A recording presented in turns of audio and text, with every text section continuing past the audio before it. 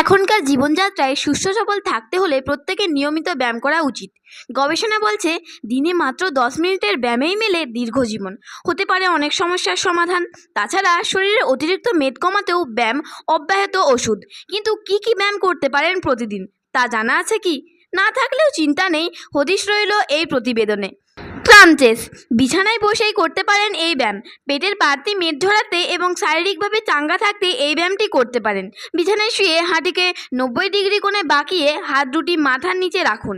মাথা ও ঘাড় সামনের দিকে ঝুঁকিয়ে কিছুক্ষণ এইরকম ভঙ্গিতে থাকুন, উপকার নিশ্চয়ই পাবেন। স্ট্রেচিং সারা রাত ঘুমিয়ে কাটানোর ফলে পেশি স্বাভাবিকভাবেই নমনীয়তা হারায়। পেশি সচল রাখতে হাত পা মাঝে মাঝেই প্রসারিত করা জরুরি। ঘুম থেকে উঠে নিজেকে চাঙ্গা রাখতে বিছানায় বসেই এই ব্যায়াম করতে পারেন, দেখবেন ঝরঝরে লাগবে, আলসেমিও কেটে যাবে। লাঞ্চেস খুব ভালো স্ট্রেচিং এক্সারসাইজ। থাই ও হ্যামস্ট্রিং দুই টোন্ড হবে এতে। একটি পা সামনে এগিয়ে হাঁটু ভাঁজ করতে হবে, আর একটা পা পিছনে দিয়ে স্ট্রেচ করে বসার মতো করে শরীরটা উপর নিচ করতে হবে, কাঁধ যেন সোজা থাকে। এটি প্রথমে 10টি করে, প্রতি পায়ে 3 বার যথেষ্ট। স্টেপ আপস হাঁটুতে কোনো বড় ধরনের অসুখ না থাকলে, অর্থাৎ সিঁড়ি ভাঙা একেবারে বারণ না হলে সিঁড়ি ভাঙার অভ্যাস কিন্তু বজায় রাখতে হবে।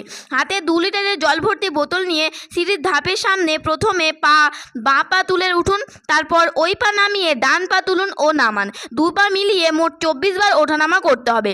ব্রিজ প্রথমে মাটিতে চিত হয়ে শুয়ে পড়ুন, হাঁটু ভাঁজ করে পা দুটো নিতম্বের কাছে রাখুন। এবার ধীরে ধীরে মাটি থেকে কোমর তুলে ধরুন। এবার 2 হাত টান টান করে গোড়ালি স্পর্শ করার চেষ্টা করুন।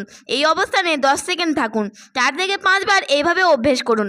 জাম্পিং জ্যাক কোনো সরঞ্জাম ছাড়াই যে কোনো জায়গায় করা যেতে পারে। এটি কার্ডিওভাস্কুলারের সহনশীলতা উন্নত করে, পেশি শক্তিশালী করতে এবং ক্যালোরি বার্ন করতে সহায়তা করে। এই অনুশীলনটি 1 মিনিটের জন্য, তারপর 15 সেকেন্ডের জন্য বিশ্রাম নিয়ে আবার মোট 3টি সেট করতে হবে। পা দুটি ভাগ করে মাথার উপর হাত তোলা নামানো এর পদ্ধতি। স্কোয়াট শরীরের নিম্নাংশের জন্য স্কোয়াট হলো একটি চমৎকার ব্যায়াম, যা অল্প সময়ের মধ্যে সঞ্চালিত হতে পারে।